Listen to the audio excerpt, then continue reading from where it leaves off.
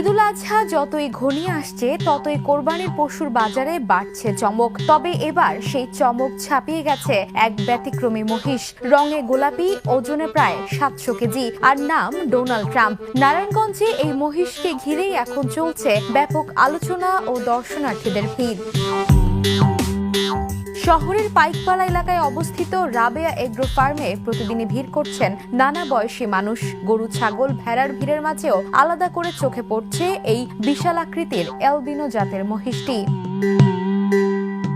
স্থানীয়দের অনেকেই বলছেন এর মাথার সামনের অংশে ঘন চুলের গঠন এবং অদ্ভুত রঙের কারণে এটিকে দেখতে অনেকটা যুক্তরাষ্ট্রের সাবেক প্রেসিডেন্ট ডোনাল্ড ট্রাম্পের মতো লাগে। সেই ধারণা থেকেই খামার কর্তৃপক্ষ এর নাম দিয়েছে ডোনাল্ড ট্রাম্প।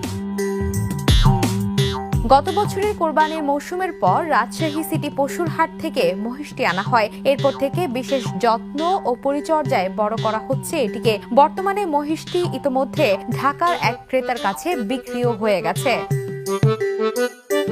তবে বিক্রি হয়ে গেলেও কৌতূহল কমেনি, বরং প্রতিদিনই মানুষ ভিড় করছেন ছবি তুলতে, ভিডিও করতে এবং কাছ থেকে দেখতে এই ব্যতিক্রমী প্রাণীটিকে।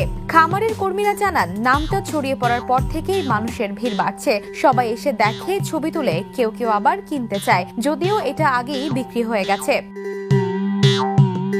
এদিকে ঈদকে সামনে রেখে নারায়ণগঞ্জে পর্যাপ্ত কোরবানির পশু প্রস্তুত রয়েছে বলে জানিয়েছে জেলা প্রাণী